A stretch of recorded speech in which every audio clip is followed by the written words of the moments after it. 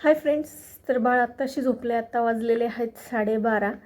तर उशिरा झोपला आहे तो, कारण सकाळी उशिरा उठला होता. आज 9 वाजता उठला आहे तो आणि रात्रभर असंच उठतोय झोपतोय उठतोय झोपतोय.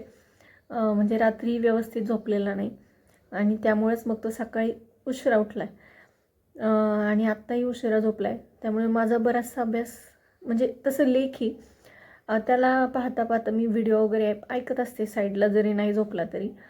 किंवा मग माझ्या फोनमध्ये मी स्क्रीनशॉट काढून ठेवलेले आहेत काही काही, तर ते पाहत असते. त्याला झोक्यामध्ये टाकून असं झोका देता देता असं करत असते. आता जसं होईल तसं आपल्याला अभ्यास कवर करणं गरजेचं आहे, कारण एक्झाम कधी डिक्लेअर होईल ते सांगता येत नाही. पण जर 15 फेब्रुवारीच्या आसपास एक्झाम असेल तर आपला अभ्यास त्या दृष्टीनं थोडा थोडा रोज पुढं जाणंही गरजेचं आहे.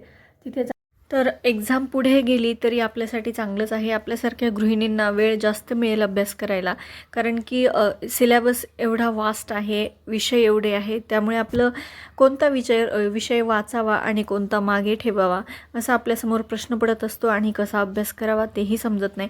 आणि त्यामध्ये जर अचानक एक्झाम डिक्लेअर झाली तर अजूनच आपली फजिती होणार आहे. त्यामुळे आपली एक्झाम कधी आहे असं बऱ्याच जणी विचारतात.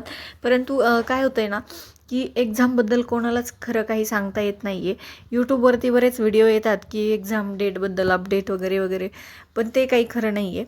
जेव्हा एक्झाम खरोखरच डिक्लेअर होईल तेव्हा आपल्याला स्वतःला फोनवरती मेसेज वगैरे येईल तेव्हा आणि डिक्लेअर झाल्याच्या नंतर मी सुद्धा तुम्हाला कळवेल.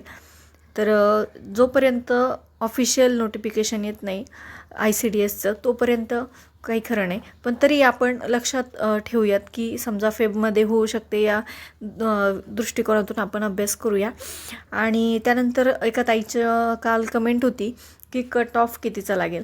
तर कट ऑफबाबत एकच मी सांगेल की 160+ मार्क्स आपल्याला असावेत, तरच आपलं काहीतरी त्यामध्ये निभाव लागेल.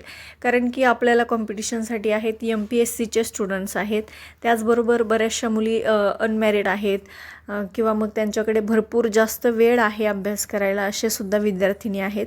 आणि आपण गृहिणी आहोत, आपल्याला खूप वेळ मिळत नाही अभ्यासासाठी. आणि आपली बऱ्यापैकी जणींची सुरुवात ही पहिल्यापासून आहे अभ्यासाला. म्हणजे आपण यामध्ये फार पूर्वीपासून आहेत किंवा 1-2 वर्ष झाली आपण अभ्यास करतो आहे असंही नाही आहे. खूप जणी अशा आहेत की नवीन सुरुवात केली त्यांनी अगदी 1-2 महिन्यांपासून. त्यामुळे कॉम्पिटिशन खरंच खूप टफ असणार आहे. आणि एक्झाम पेपर कसा येतो त्यावर सुद्धा डिपेंड आहे कट ऑफचं. पेपर जर इझी आला तर मग जास्त मेरिट लागू शकतं, आणि जर कमी आला म्हणजे थोडासा टफ लेवलचा आला तर मेरिट मग कमी लागू शकतं. 130+ वाल्यांचंसुद्धा जर पेपर टफ आला तर काम होऊ शकतं. तर अशा पद्धतीने पेपर येण्यावर सुद्धा डिपेंड असतं कट ऑफचं, कशा प्रकारचा पेपर येईल ते. त्यानंतर एका ताईचं कमेंट होती की इंग्लिश होकॅब कशी करता. तर इंग्लिश होकॅबबद्दल मी बऱ्याच व्हिडिओजमध्ये सांगितलेलं आहे, तरीसुद्धा परत एकदा सांगते. मी इंग्लिश होकॅब एकदा वाचते, त्यानंतर परत एकदा लिहून काढते आणि अशा पद्धतीने लक्षात ठेवण्याचा प्रयत्न करत असते.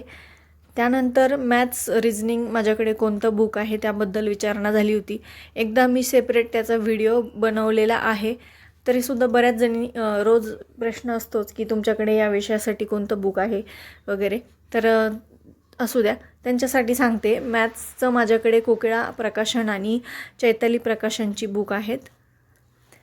आज ना आमच्याकडे माझे 5 नंबरचे सासू सासरे, दीर, जाऊबाई आणि ननंदबाई एवढी मंडळी आलेली होती.